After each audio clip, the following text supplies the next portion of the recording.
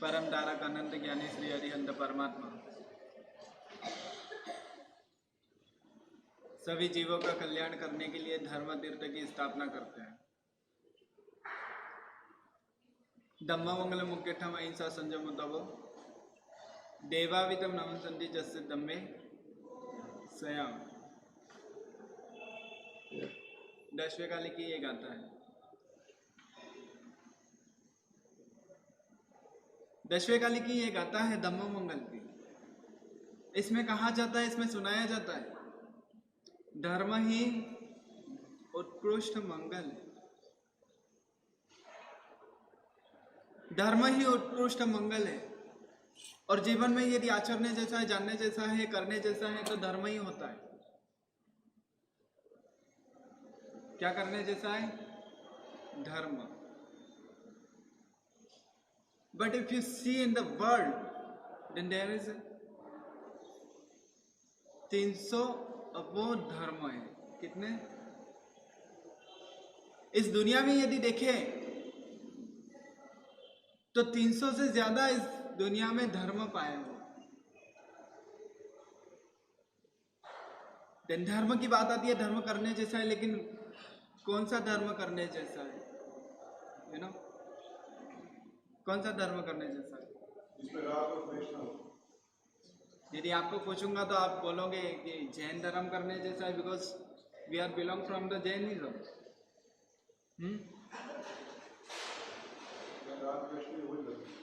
Okay. और anything else? Okay. और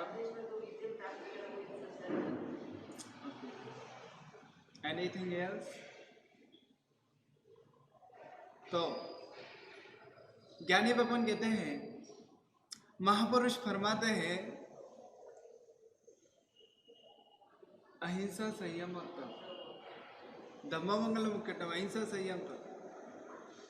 कि जिस धर्म में अहिंसा हो, जिस धर्म में संयम हो और जिस धर्म में तप हो, ऐसा जो धर्म रहता है वो हमारे जीवन में हमको करने जैसा हो। ऐसा धर्म हमारे जीवन में प्राप्त करने जैसा। धर्म ही उत्कृष्ट मंगल। Then why we have to do the dharma? धर्म हमको क्यों करना चाहिए?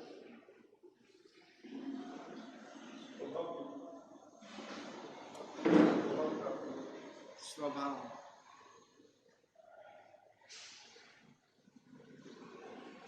स्वभाव। आत्मा का स्वभाव क्या है? आत्मा का स्वभाव ज्ञान, दर्शन और चारित्र में रत रहना। ज्ञान, दर्शन और चारित्र में रत रहना, ज्ञान, दर्शन और चारित्र में ही रहना, यही हमारा जीवन का स्वभाव है। ज्ञान स्वभाव है, दर्शन स्वभाव है और चारित्र ये स्वभाव है हमारा। But we have to do, हम धर्म तो करते हैं but we don't know about of the dharma. Then how we can reach the field of the us of the soul. हम धर्म करते हैं लेकिन हमको जब पता ही नहीं है कि हम धर्म करने से क्यों करते हैं, पीछे का लक्ष्य ही नहीं है, तो हम कैसे अपनी मंजिल को पहुंच पाएंगे? कैसे हम अपनी मंजिल को गेट अप कर पाएंगे? तो हम रामायण में रामायण देख रहे थे। रामायण रावण का के बारे में देख रहे थे और रामायण में रावण के बारे में देख रहे थे और वहां पर एक कहानी आती है, किसकी? नारद मुनि एंड गुरु शिष्यों की। गुरु ने सुना था कि 2 शिष्य कहां पे जाने वाले हैं? कहां पे जाने वाले बहनों? और एक शिष्य स्वर्ग में। कल हमने देखा था 2 शिष्य नरक में जाने वाले हैं और एक स्वर्ग में जाने वाले हैं। उसकी परीक्षा भी गुरु ने ले ली थी। मिट्टी के कुकड़े बनाए थे, दोनों को, तीनों को भेजा, एक वापस आया, किसी को मारा नहीं और दोनों ने मार दिया जहां पर कोई नहीं था। ऐसा हमने कल देख लिया था। इसके बाद में गुरु ने क्या करा वो हमने देखना था। तो जो गुरु था वहां पर, जो ब्राह्मण था वहां पर, जो गुरु वहां पर विद्याएं देता था, वहां पर शिक्षा जो देता था, वहां पर उनने सोचा कि मेरे जो जो 3 शिष्य है उसमें से 2 नरक में जाने वाले हैं और उसमें से एक जो मेरा पुत्र है वो भी कहाँ पे जाने वाला है, नरक में जाने वाला है। तो मैं ऐसे संसार में ऐसी शिक्षा देके क्या करूंगा जहां पर भी उसको कोई फर्क पड़ने वाला ही नहीं है। क्या करना? जिस टैंकी का नीचे का ढक्कन ही नहीं है उसमें पानी भरने से क्या फायदा? जिस टैंकी में पानी भरते उसका नल खुला है तो वो कभी भर सकता है क्या? नहीं भर सकता। देन गुरु ने सोचा कि वहां पर, उसने सोचा कि वहां पर कि मैं अब क्या करूं कि वहां पर जो शिष्य है वो तो नरक में जाने वाला ही है, मैं ऐसे संसार में रहकर क्या करूंगा। और वहां पर संसार से विरक्त हो जाते हैं और वहां जो गुरु रहते हैं वो क्या ले लेते हैं, दीक्षा ग्रहण कर लेते हैं, संयम ग्रहण कर लेते हैं। और उसके बाद में जो 3 शिष्य रहते हैं, एक तो जो गुरु का पुत्र, एक जो राजपुत्र रहता है और एक नारद रहता है। और तीनों भी समय के साथ में अपने अपने पोजीशन संभाल लेते हैं। जो राजपुत्र रहता है वो ज्ञानी बनता है, वहां पर शास्त्रों का अध्ययन करता है, वहां पर ज्ञान अर्जन करता है। उसके बाद में वहां पर गाँव गाँवों में घूम घूम के वहां पर सफाई सफाई करके वहां पर अपना ज्ञान बांट रहा है। और जो राजपुत्र है वह उस राजा ने वहां अपने पुत्र को ही राज्य सौंप दिया और वहां पर राजा बन गया। और जो नारद है वह पृथ्वी पर नारायण नारायण करके विचरने लग गया। अब एक समय ऐसा हुआ जो गुरुपुत्र था वहां पर विचरते करते, वहां पर विचरण करते करते, ज्ञान की बातें करते करते एक बार ज्ञान चेष्टा हुई और वहां पर जो अज गुरु के द्वारा जो पढ़ाया हुआ था वहां पर कुछ ज्ञान गोष्ठी कर रहे थे, वहां पर एक श्लोक आया, उसमें अज आया था। उसमें अज का अर्थ उसने मेढा कर दिया, इट मीन्स बकरा।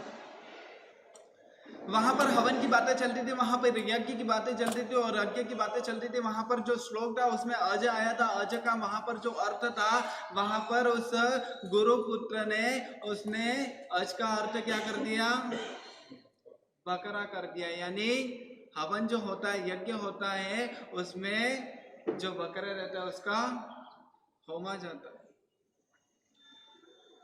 जब ये बात नारद ने सुनी,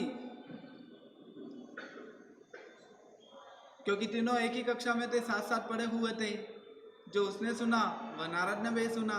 जब नारद को पता चला तो उसने वहां पर देखे, वह श्लोक की वो करा और देखा, बड़ा जाग से देखा, ज्ञान से देखा और वहां पर सोचा और विचारा कि वहां पर जो अज शब्द था उसका अज शब्द का अर्थ बकरा नहीं था बल्कि 3 साल पुराना धान, उसको अग्नि में होमना, उसको बोलते हैं अज।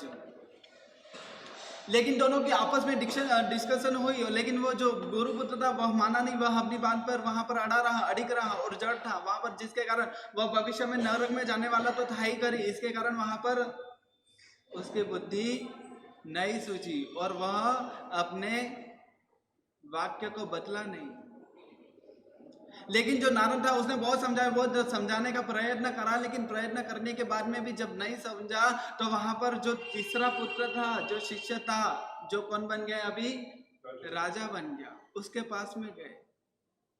ऐसी ऐसी बात चलती है। अज का शब्द ये है लेकिन उसने दूसरा अर्थ कहा है। अब क्या करे, तो वहां पर जो नारद था राजा के पास में गया और वहां पर राजा ने वहां पर ज्ञान गोष्ठी करने के लिए वहां पर बुलाया गया तीनों को, दोनों को। उसके पहले जो था नारद था वहां उसकी माता के पास में भी गया, माता को भी बताया कि ऐसा ऐसा मामला है, ऐसा ऐसा वहां पर मैटर है। लेकिन वहां पर माता ने भी उस पुत्र को कहा कि बेटा अज शब्द का जो अर्थ है वह बकरा नहीं है, गुरु से मैंने भी सुना था, पति से मैंने भी सुना था, लेकिन ऐसा अर्थ नहीं है। नारद ने जो कहा है वही अर्थ है, 3 साल का पुराना धान यानी अज होता है। लेकिन जो उस माता का पुत्र था, वहां जो गुरु पुत्र था वह माना नहीं, वह समझा नहीं, वह हठ योगी था, जिसके कारण वहां पर माना नहीं, जिसके कारण माता को क्या हुआ, पुत्र की चिंता हुई। क्योंकि दूसरे दिन क्या था, सभा में मीटिंग थी, वहां पर ज्ञान गोष्ठी करनी थी। जिसके कारण माता को लगा कि यदि मेरा बेटा हार गया तो उसको क्या करना पड़ेगा, या तो राज्य से बाहर निकलना पड़ेगा या फिर कुछ ना कुछ दंड मिलेगा। और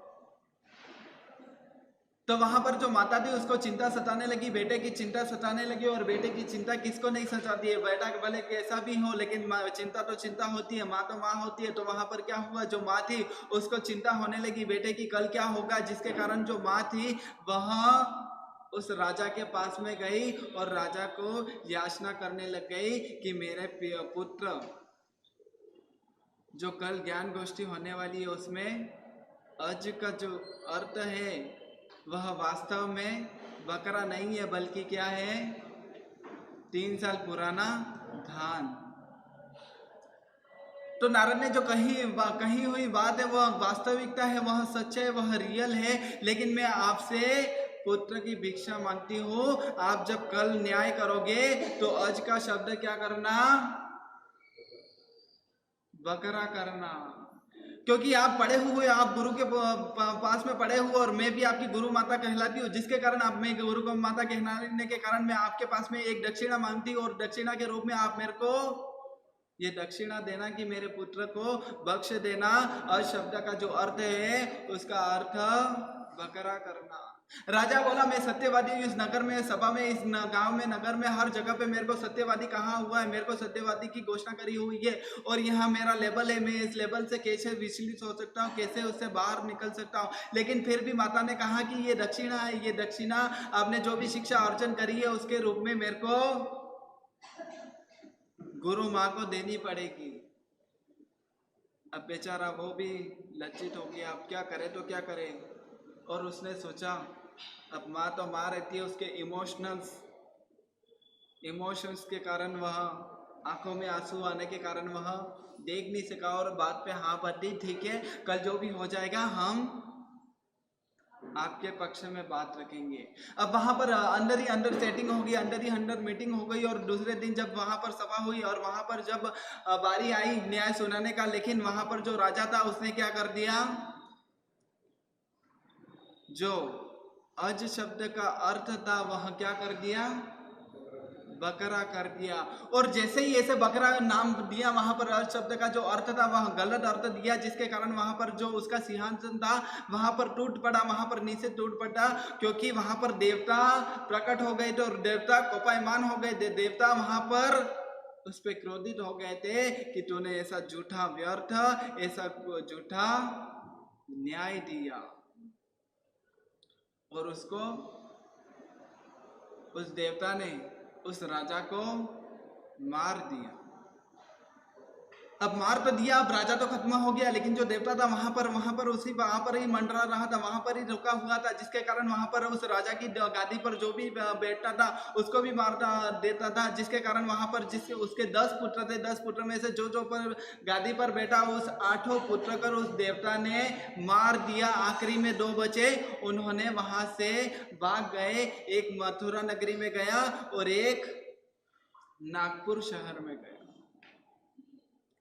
और जो वहां पर जो प्रवर्तक था, जो गुरुपुत्र था, उसको भी गांव वालों ने, राज्य वालों ने, सबने उसको भगा दिया, जिसके कारण अपमानित होकर वहां पर गांव से बाहर चला गया। और गांव से बाहर जाने के बाद में वहां पर तपस्या करने लगे। लेकिन उसके बाद में वहां पर क्या हुआ था, उसके जो पुत्र गुरु थे, उसके जो पिताजी थे, उसका ही एक दोस्त था, मित्र था, जो मर गया था, लेकिन वेंतरकोटी में वहां पर देव के उत्पन्न हुआ था। वह जो देव था वह उस ब्राह्मण के पास में आया, उस गुरु के पुत्र के पास में आया। उसने कहा कि मैंने तुम्हारे बारे में सुना है, तुम अपमानित होकर वहां पर आए, और वहां पर अपमानित होकर आने के बाद में मैं तुम्हारे पास में आता हूँ और आया हूँ। अब बताओ आपको क्या करना है, आप जो कहोगे वह मैं करूंगा, अब जो भी करेंगे साथ मिलकर करेंगे। और वहां पर वो जो देव था उसके शरीर में प्रवेश करा, उसके अंदर प्रवेश करा, और उसकी शक्ति से वहां पर हर गांव में विचरने लगे। और हर गांव में विचरने के बाद में कुमत, कुधर्म, फैलाने लगे और वहां पर इतने यज्ञ इतने हवन के बारे में बताएं कि वहां पर मातृ हवन हो गया, पितृ हवन हो गया, पत्नी हवन हो गया, पति हवन हो गया। वहां पर वो राजा वहां पर वो कर नहीं पा रहा था, वहां विद्याएं वहां पर यूज नहीं कर पा रहा था, उसकी हर एक विद्याएं असफल हो रही थी, जिसके कारण वहां पर नारद जो था वहां से चला गया और चलते चलते वहां पर आकाश मार्ग से रावण के पास में आया और रावण को ये सारी हकीकत कही। और रावण ने फिर वहां पर जो यज्ञ था वहां पर कल मैंने बता दिया था, रावण ने वह यज्ञ रुकवाया, क्योंकि यदि यह यज्ञ नहीं रुकता है तो जाएगा, इस भव से भी जाएगा और परभव से भी जाएगा। और उस प्रकार से रावण ने वहां पर जो हिंसात्मक जो यज्ञ था वहां पर रोक दिया। और उसके बाद वहां पर रावण ने नारद जी का परिचय पूछा, तो नारद जी ने अपना परिचय देते हुए कहा कि मेरे जो पिता थे वो एक ब्राह्मण थे और ब्राह्मण में होने के कारण वहां पर वह संसार को छोड़ दिया, लेकिन संसार छोड़ने के कारण वहां पर तपस्वी बन गए, हिंदू तपस्वी। और वहां पर तपस्वी बनने के कारण वहां पर आश्रम में ही रहते थे, लेकिन एक बात थी कि संसार तो छोड़ दिया, त्याग दिया, लेकिन उसके पत्नी से जो था उससे बहुत मोह था, प्रेम था, जिसके कारण वहां पर जंगल में रहते थे, संसार से विरक्त थे, लेकिन पत्नी से मोह था, जिसके कारण पत्नी के साथ में रहते थे और वहां पर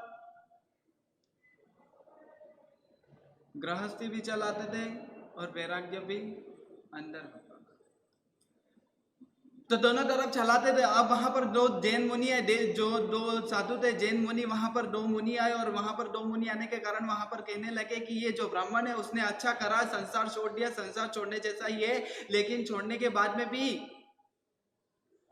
उसके पत्नी के साथ में जो रह रहा है वह बात अच्छी नहीं है, जिसके कारण वहां पर वह ब्राह्मण में बात सुनी, गुरु महाराज के पास आया और गुरु महाराज ने उपदेश दिया उनको, वहां पर जैन धर्म के बारे में वहां पर उपदेश दिया, वहां पर व्रतों के बारे में बताया, 5 महाव्रतों के बारे में बताया, समिति के बारे में बताया, इरिया समिति के बारे में बताया और सच्चा मार्ग बताकर वहां पर जो ब्राह्मण था जो तापस बन गया था वह तापस क्या कर लिया, वहां पर संयम दीक्षा अंगीकार कर ली, जैन मुनि बन गया। और उसकी जो पत्नी थी वह गर्भवती थी, जिसके कारण गर्भ होने के कारण वहां पर दीक्षा नहीं ले पाई और वहां पर उसका संयम उसका जीवन चल रहा है। और जीवन होने के बाद में 9 महीने के बाद में एक पुत्र को, एक लड़के को जन्म दिया और वह लड़का जो था कौन था, नारद। अब नारद वो उसका लड़का वो वहां पर उत्पन्न हो गया था, उसका जन्म हो गया था, लेकिन क्या हो गया, इसकी माँ जब जो माता थी वहां पर किसी कार्य के कारण वहां घर से बाहर गई और घर से बाहर जाने के कारण वहां जो नारद था छोटा सा था, बच्चा सा था, उसको देवों ने क्या कर लिया, उसका हरण कर लिया। और हरण करने के बाद में जो माता थी वापिस आई, बेटा मिला नहीं, जिसके कारण व्याकुल हो गई, आकुल हो गई और चिंता चूर हो गई। वहां पर उसने क्या करा कि वहां पर सब बेटा जब दिखा नहीं तो वहां पर जो साध्वी जी महाराज थी उसके पास में जाकर उसने माता ने भी क्या कर ली, दीक्षा ग्रहण कर ली। और जो नारद था वहां पर देवों के पास में रहा, देवों के पास में पढ़ा पला और वहां पर शास्त्रों का अध्ययन कराया देवों ने और उसको एक आकाशगामिनी विद्या को देकर वहां पर पृथ्वी पर जो नारद था वह विचरने लग गया। तो ये यज्ञ की बात हो गई और नारद का जन्म की बात हो गई और आगे जो होगा वह हम अगले वर्तमान देखेंगे। अब रावण जो है वह मेन वहां पर जाता है, युद्ध को जीतने के लिए जाता है, इंद्र राजा को जीतने के लिए जाता है, वहां पर क्या होता है वह हम अगले वर्तमान देखेंगे। जिन अग्ना विरुद्ध कुछ कहा